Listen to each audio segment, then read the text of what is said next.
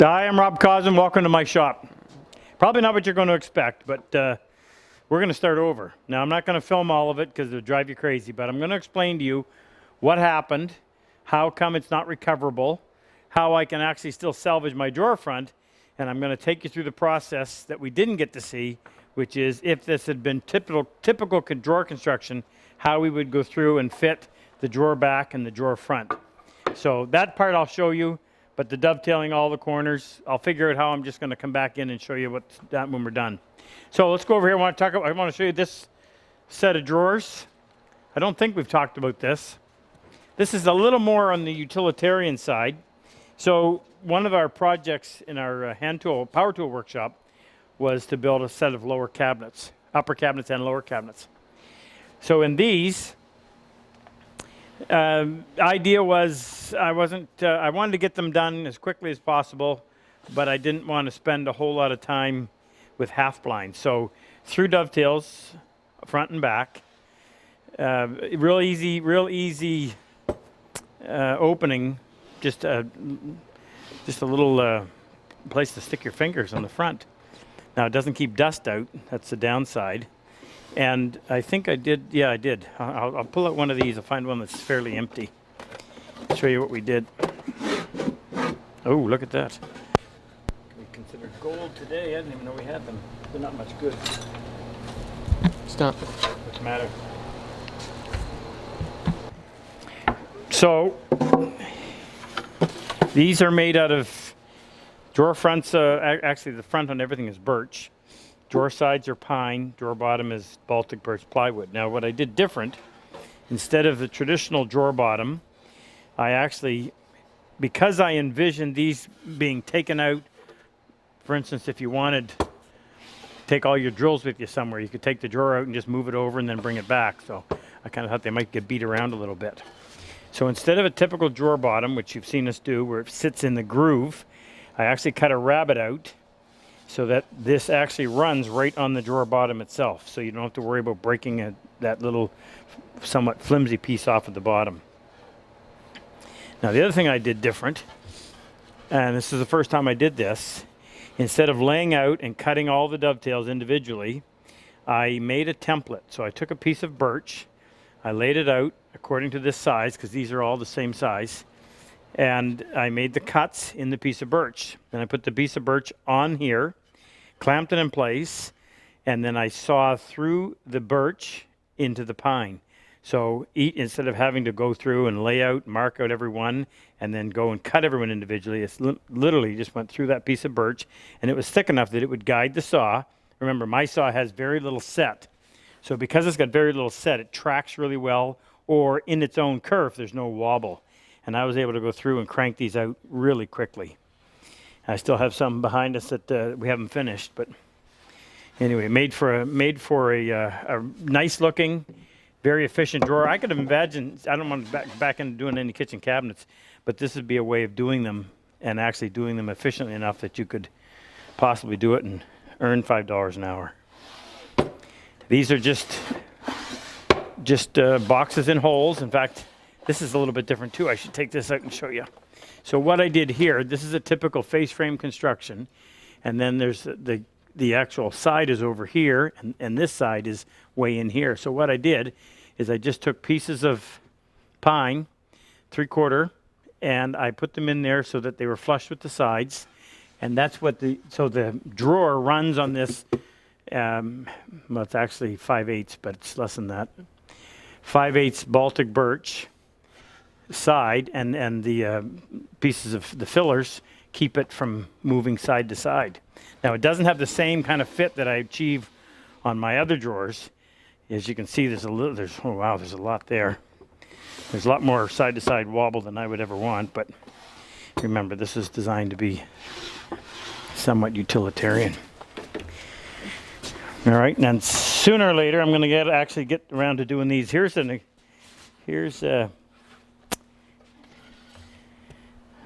No, I forgot to mention this too. I actually cut the pins the same way. I cut the tails with that template, and then I had a template for doing the pins, and I cut the pins. So I didn't have to transfer tails to pins on any one of these. I just literally cranked out a whole bunch of them and put them together, and as evidence, they actually worked. So I was quite surprised. First time I did that, and it worked really well. Okay, so hate to say goodbye to this, but let me tell you a little more about it. I just couldn't. No, you think I'm crazy, but I couldn't. No, I couldn't do this knowing that I could have done better. So I had to just scrap it. I really disappointed that my marking gauge wasn't set properly. I have no idea how that happened. And that mistake's not a bad one. And you could go in and fill that in with a sliver of cherry, and you would never see it, and I wouldn't even be able to find it, knowing that I had done it. But that fit. And here's the problem: because there's this little bit of twist. Okay, so you're going to put you try to fit this in here. So the first thing you're going to have to do in order for this thing to lay flat, instead of it being flat against that side, it's going to drop like this in order for this corner in order to get in. Well, in order to drop it like that, that means you've got to take material off the bottom of this, or some off the top of here, and automatically you're no longer going to get this fit where it's touching on both sides. And then from then on, it's just having to make excuses every time somebody says, well, what happened to this one? So for that reason alone, just had to start over. Now, fortunately, I hadn't done anything to this. So this piece of cherry is still its original size. So I will go through, I'm going to mill this up. I'm going to cut a piece that will be the back piece. And this time, unlike the way we did, and I'm pretty sure the problem I made, as I mentioned it last time, is that when we were laying these out, I referenced off the front. And one side was a little bit taller than the other. Actually, my right side was taller than the left side. So as soon as that happened, you ended up with this situation, and that's what screwed it up. So I will go through, and I will mill this up. We're going to do it. I'll cut the back, and I'll get the back to fit perfectly. Once I get the back to fit perfectly, and I'm going to leave it full height, that's what I was getting at. I'm going to leave it the full size so that I can actually reference, when we cut the dovetails, I can reference them right off of the bottom, and then everything will work. Remember, you always want to reference off the bottom. That's your non-variable. The top can vary a little bit. So if you have to fit your drawer after the fact, you always take it off the top, not the bottom. Once we get the back to fit in there perfectly, we'll use it as a template to fit the front. Now, I was going through and just trying to match up what I had for cherry to try to get something that looked close. And it's pretty much the same color. It's a very similar grain. I'm pretty sure it came out of the same, all came out of the same board, all the parts for that. So we'll go ahead and make it. I'm going to cut a through dovetail. I'm saying me because I'm not going to film this. Maybe we'll come in and film it when we actually have to fit this, because we have to, actually, here's what we'll do. I'll go ahead and make a drawer minus the front. It's going to have a through dovetail front and back. Once we get it to this stage, then we'll come back in and film. We're going to take that and we're going to fit it to the opening. And then we're going to cut this piece off. And I have absolutely no room for error. When we glue this piece on, it has to be perfectly flush on both sides, perfectly flush top to bottom, because if we take any of this off, it's no longer going to fit that opening, which is what it was designed to do originally. So let's get a cutting list here real quick. What are the odds I find a piece of paper? Now, that's all I had left for Holly. This is some stuff that my friend Ahmed sent me. That piece is good, and I'm pretty sure I can stay below this knot. What do I need? 3 inches. Just going to get below that knot.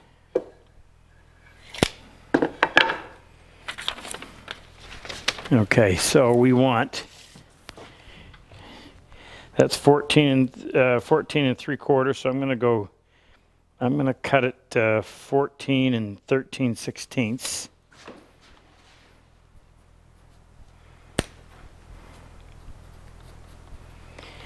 And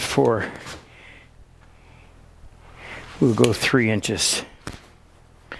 And the back, we kept 5/8.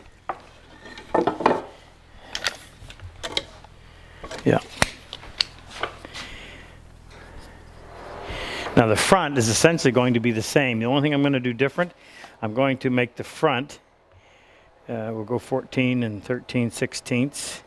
I'm going to make the front 3 and a 16th, just so I have a little bit of room to play. And then the front is going to be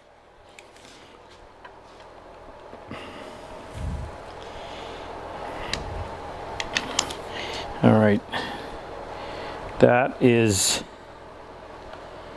just shy of 7/8. That drawer lap, that front piece that I'm going to be able to cut off and salvage, it's 1/8 of an inch. So I'm going to go for 11/16 on that. Now, I instead of using my 12-inch joiner, I'm going to rip this first to get these two. I'm going to cut this in half because it's too wide for my 8-inch joiner. Actually, it's right on 8, but I don't want to mess with it and end up getting part of it off. Just try to see which piece I'm going to prefer for the front. I think I'll use this piece to be the front. And this will be the back. And that looks to be a straight edge. No, it's not quite. All right, let's go through this. A little bit reverse of what we would normally do. Face joint is normally what comes first, but I'm going to separate these.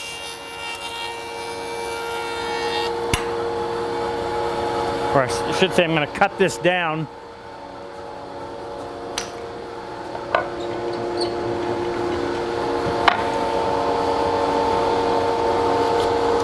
So my front is 3 1/16. Just because this is coming out rough, I'm going to go 3 1/8. I'll trim that down after, just because of things like that.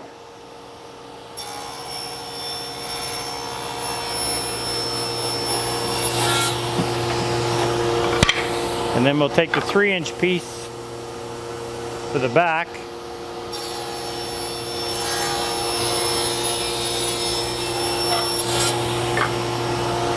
And yes, my splitter's not in there. Is that not fitting? All right, we'll do the back first. So I want 5/8 out of this, and this is 15/16, so I'll try to take the same amount off top and bottom. I prefer to have, instead of it, this pivot, so that means it's laying like this. That rocks, very difficult to get it flat. So I'd rather have it this way, where it's actually bowed. And now I've got two somewhat, well, I shouldn't say somewhat, I've got 2 resting points. So it's going to lay flat instead of rocking.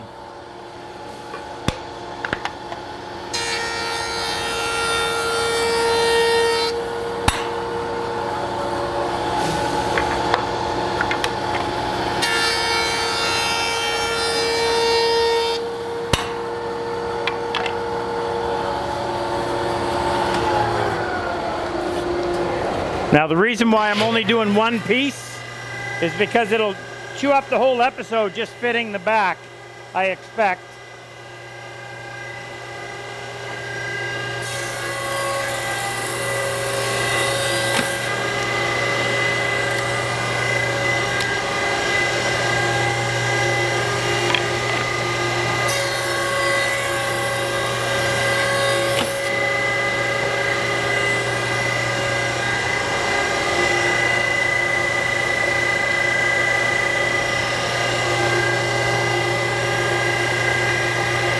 Now, you know what? I hate the fact that that put the snipe in there.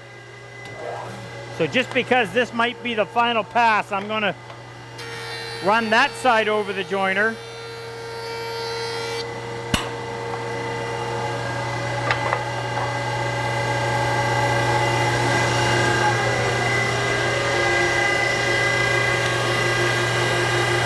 So now I'm only going to have to deal with one surface with snipe on it.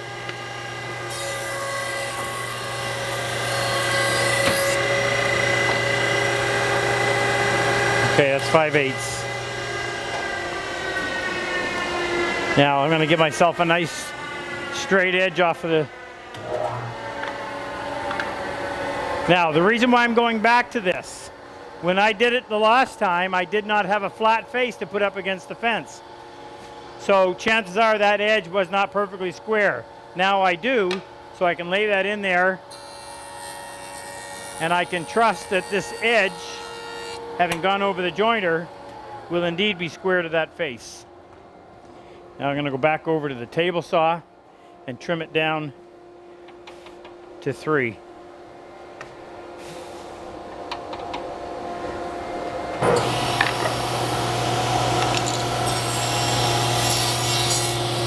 Yeah, I got to take a little more than that.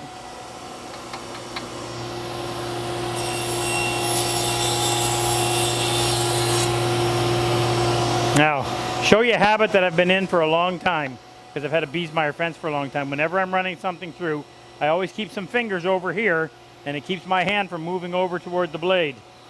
You wouldn't think you'd do that on purpose, but sometimes I've seen people, I had a guy work for me that did it accidentally. Stuck his hand into the spinning blade. Fortunately, it was a saw stop. Doesn't know why he did it, just an involuntary hand movement, I guess. All right, we can kill that air. Now, get out the shooting board. Now, I'm pretty positive that this is nice and square, as is that. So this should be easy. But if it wasn't, there's a way we would do it that would make it doable. Only problem is we need access to the back side, which we don't have, because I actually would get one side. Well, actually, let me just go ahead and do it, and then rather than tell you, I'll just show you. Let's get this thing marked so we know what we're working with.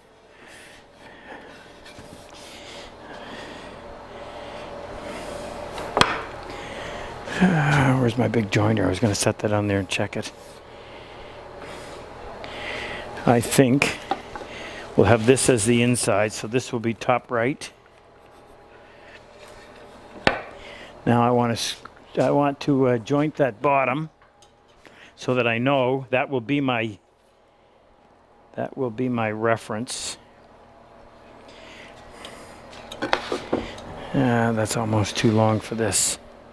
It is, nor do it accurately, but I've got a shooting board that's longer. Or I could use my bench.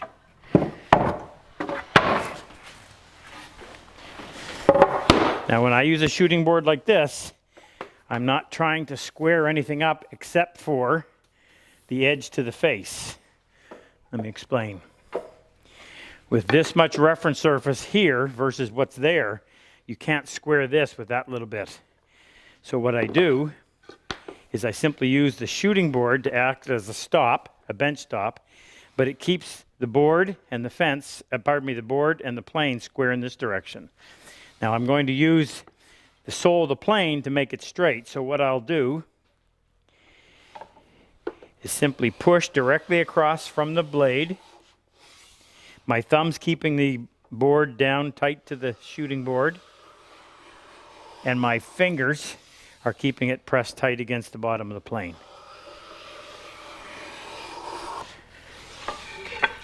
Why does that thing seem so long, Jake? Oh, I never cut it down. How did I feel a little silly. How did I forget to do that? I've already taken the measurement. 1411. I forgot that step. Sorry.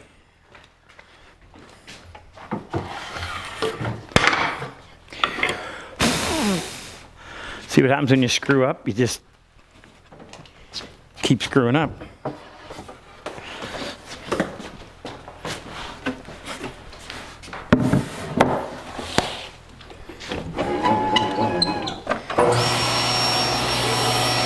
Now, no defects to worry about, so I'll just trim this end.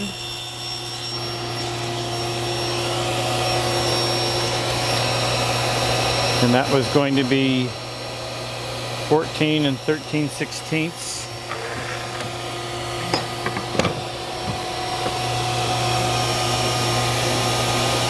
I'm gonna go a little strong just so that I have room to shoot.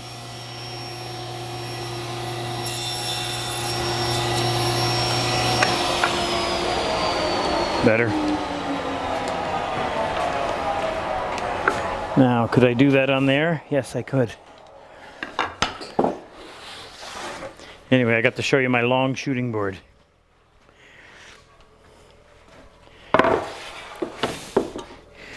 Okay. So this is our edge that we just did. Now, I don't want to guess on it being square. I may need to check the blade, so I'm going to go ahead and check it here first. And it is a little bit high on this side, so I'm going to bring the blade up like that. That'll kick the bottom of the blade out, bring the top of the blade in a little bit, and hopefully that will result. Oh, a little bit more.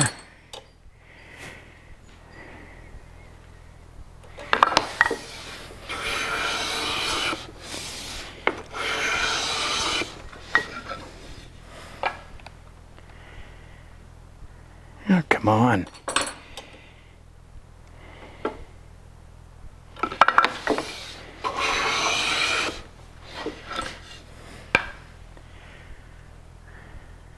That's better. Okay, now we'll square this end up. This is going to be my reference down here. So I'll take, that means I'm going to want this against my fence. So I'm going to take a little bit off just to protect that. Flip it over. I'm just watching that little gap disappear. I can take one more. All right, now I'll go in here. Okay, I can, it's low enough that I can sit it in there. Now I'm going to keep as much of the bottom as I can resting on this. And I'm going to go right over to that edge. And this is where I like to use a little shim stock. Jake, have you seen that around lately? I keep some 1/1000 shim stock. Find it really handy to use as a feeler gauge, because my feeler gauges only go to 1.5 thou.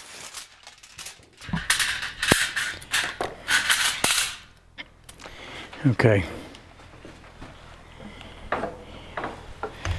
Now, if I move that over and I put this in,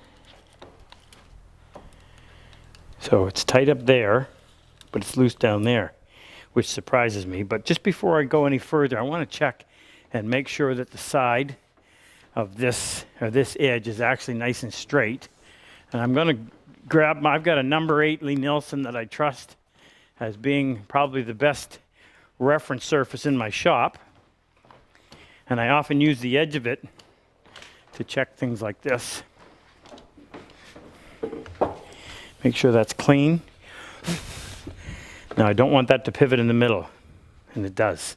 So I can't tell if what I just did was accurate with that being like that, because you could be tipping one side or the other. So I need to get rid of that hump. Come in here, take a pass in the middle, come back a little further, go a little farther ahead, come back a little further, go a little farther ahead still, and now. So I heard it engage the whole way, so I know there's not going to be any bump there. Try this again. Yeah. And whenever you do this, you have to be moving forward as you disengage, or else you'll leave a little skin tag on there. Now I'll take one complete pass. Okay, that did not engage the whole way. That one did. Run my finger along there to make sure there's no bumps. That's better. Okay, let's try this again.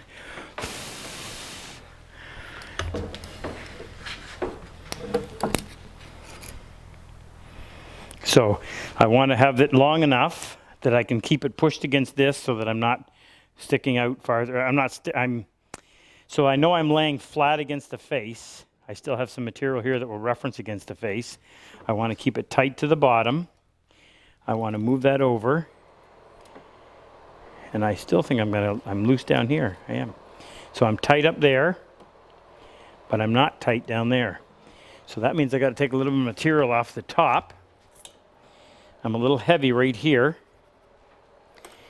Now I can do that a couple of ways. I can put a shim over here.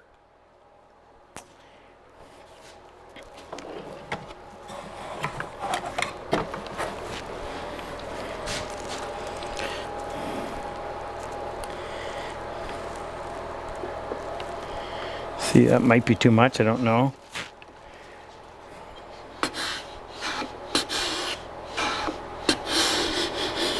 Okay, I cut all the way. Let's go check this again.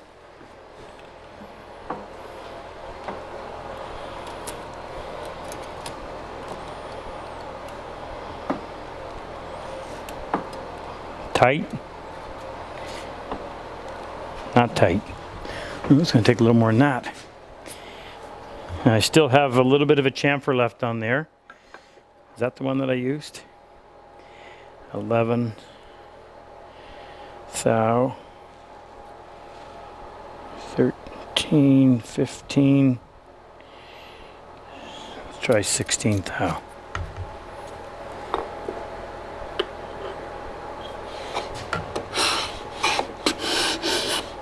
Okay, I heard contact all the way, so I know I don't want to have I want this to be a straight line. Might not be square, but I want it to be a straight line.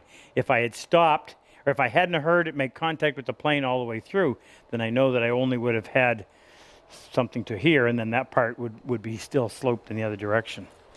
If that makes sense, I hope. That looks better, but I think there's still a gap down there. Tight. Oh, wow. Wait a minute now, hold on. Okay, I can't pull it out up there. A little less. A little less. No, a little more. 16, I'll go.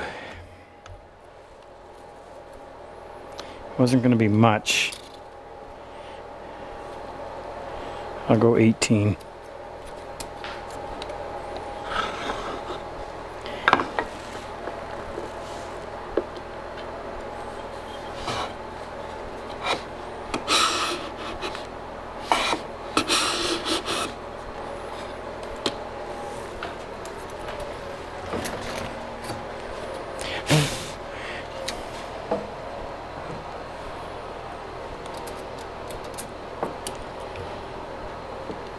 Tight.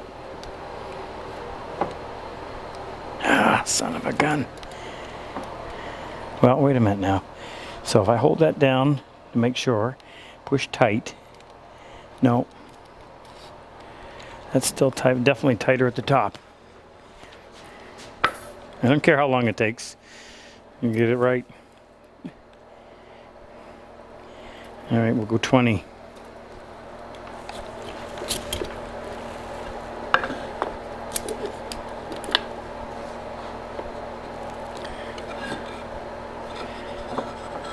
And the wrong side on there.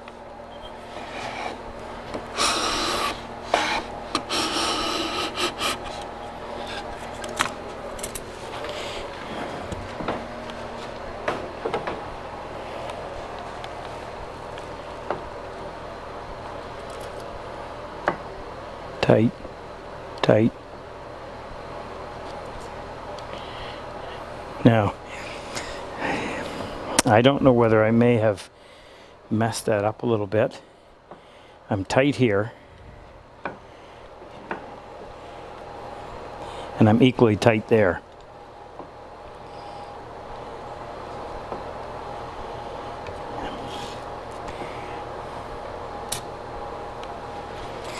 Now I'll have a close look.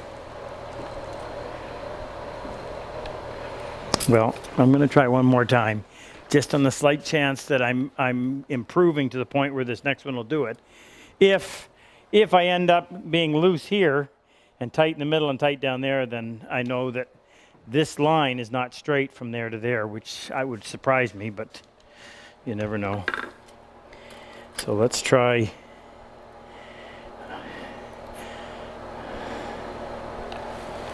$21, $22. I'm going to go $22.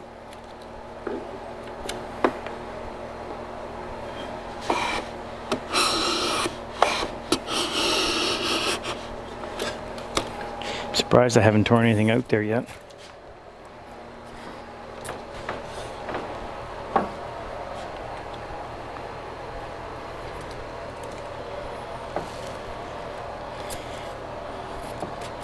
Tight, tight.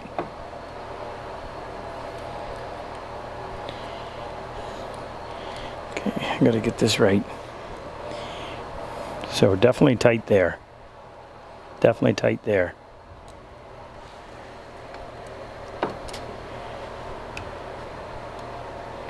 You know what? That's tight enough. I'm gonna go with that.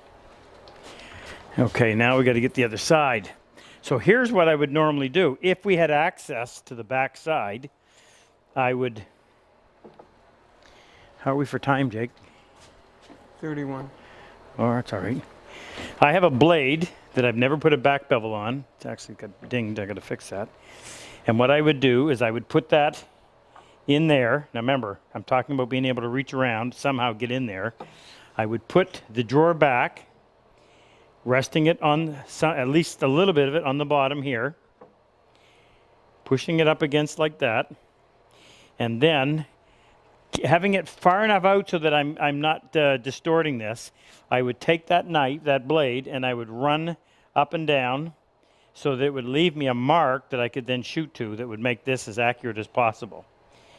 And then I'd plane it on the shooting board, and I would just test that so that it just went in. And when it goes in, it has to fit in there so it's snug enough that it's the same amount of pressure to push it in at the top as is at the bottom. Now, I don't have that. So what I'm going to do is this. I don't want to guess. A couple of ways I can do it. I can go get another piece that's shorter and go in here and just see what I have to plane. If that is indeed square, if it isn't square, I will go ahead and adjust it. But I've got enough material. I'm going to try this a different way. I've got enough material left here that I'm just going to try shooting this and see. And if this ends up being right off the shooting board, then all I got to do is just keep planing it until it just fits. Let's hope that's the case. All right, this is the fence. This is the edge I'm going to run against my fence. So I've got to cut my little chamfer first.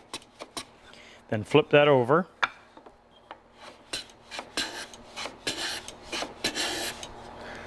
Okay, I left a little bit there, but it's all right. I got enough to verify what I want to know. Make sure that's nice and clean.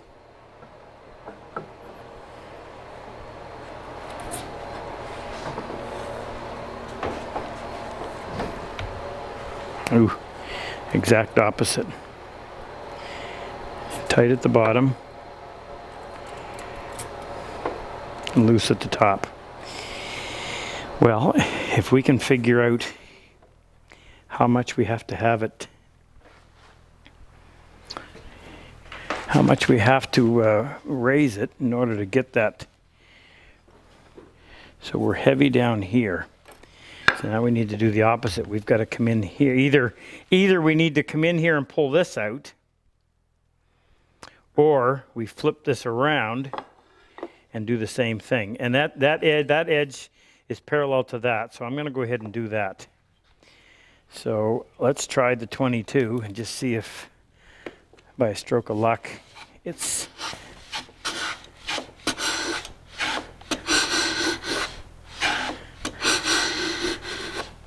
Okay, that's making contact all the way. I'll lift it over here. Make sure our top right is in the back. Put this in place. Got to do this. We've got to get this before we run out of wood. Tight. Really loose. So this one is out more.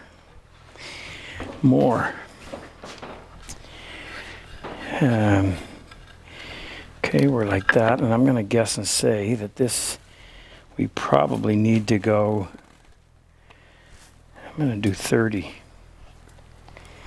Maybe that's a bit extreme. Try 28.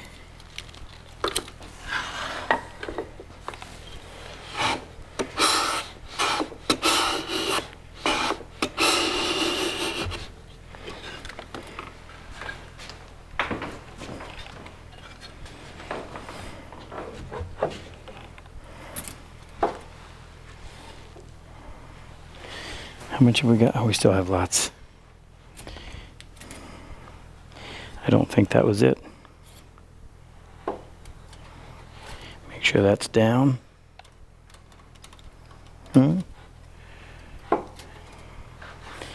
Okay.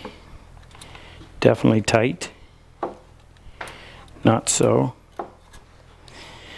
So push down and in. And that's not as tight. So 30 might have been just the right amount.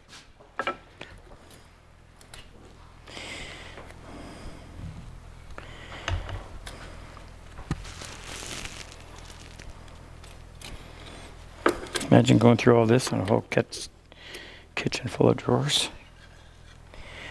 Okay, what are we doing? We're working on this end. We want to have this face against.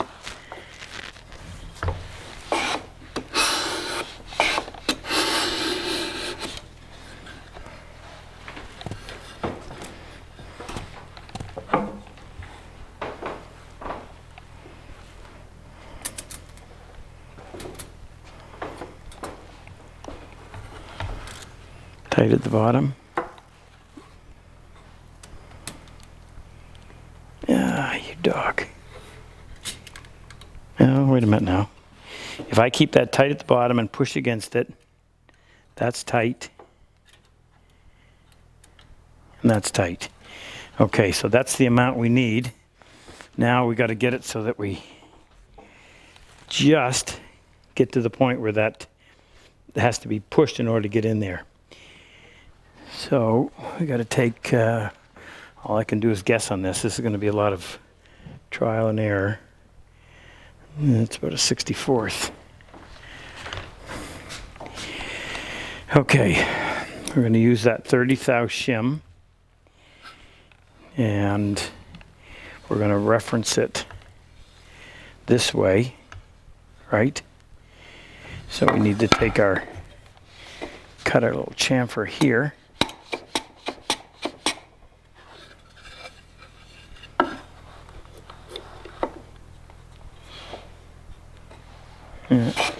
I know we need to take more than that off.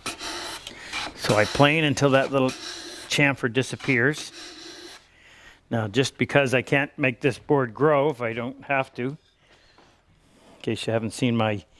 Now, speaking of which, if you go, and we'll put a link in up there, the board stretcher.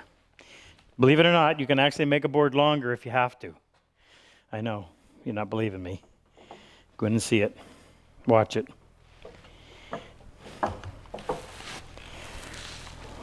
Okay, probably what we just did. Can we pull again. this over? Oh, so I don't have to walk so far? You don't have to walk so far. Both.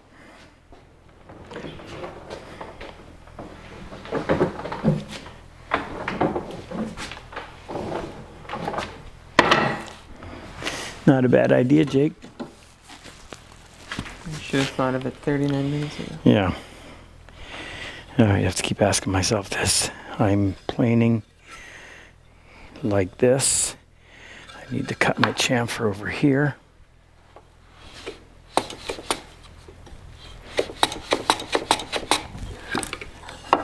Flip that over. Put the shim in place.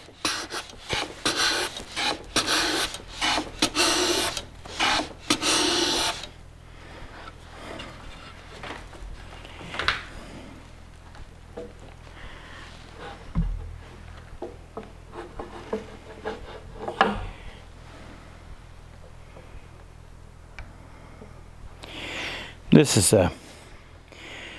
is a real test of one's patience and nerve,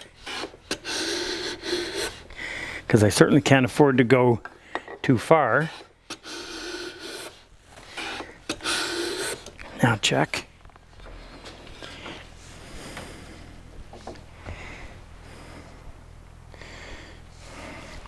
Now when you do this, don't have that way in there because that'll throw it off. So all I can do is just barely get that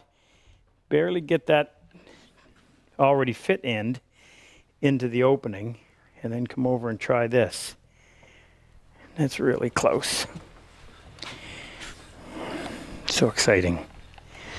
Now, what am I doing? That's going against there. I cut my chamfer on this. I cut that a lot shallower this time. I don't think it's going to take any more than that. Make sure I'm doing this right. I top. Yes.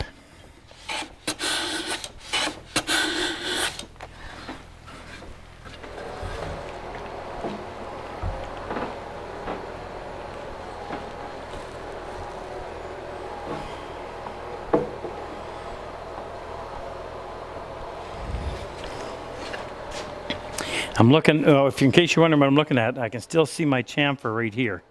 So I know I can still take some more passes without blowing out that end. That was the last one I could get off of that chamfer.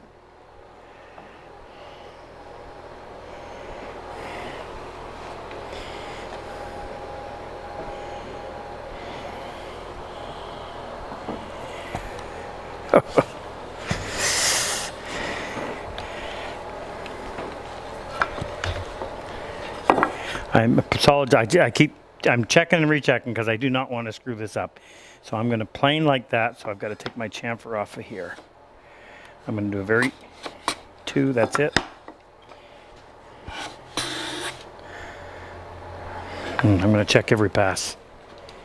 Shoot. I hope that was right.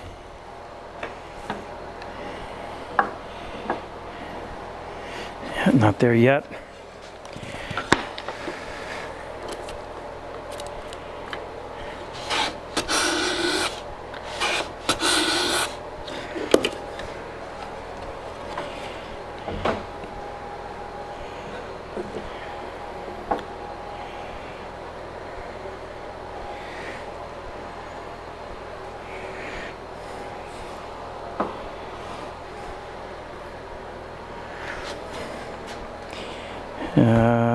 It looks like I got a little bit of a chamfer left there.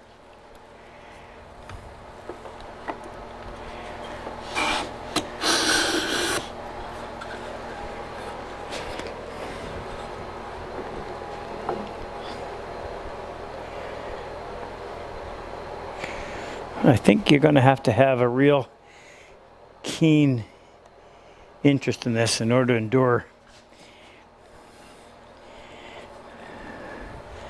this particular episode.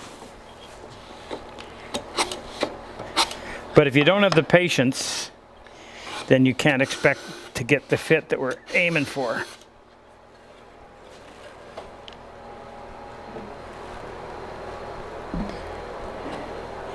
Okay. I just thought I maybe should have stopped one pass before. I took two, but if I push at the top and at the bottom, there's about the same amount of resistance. Is there? Yeah, there is. Top and bottom. Okay. So that's done. Now what I'm going to do, I'll leave it here at this episode, but when we come back, we'll actually, even before I clean that up, we'll mill up the front, and then we'll use this back to get that front exactly the same, so we don't have to go through that same process again. We'll just mark it and go. Now, let me know what you think about having to redo this drawer. Let me know what you think. I know what you're going to think. But if you have any questions, ask them. We'll try to respond. And if there's a good question, we'll actually talk about it when we come back and film tomorrow. Okay, we'll see you.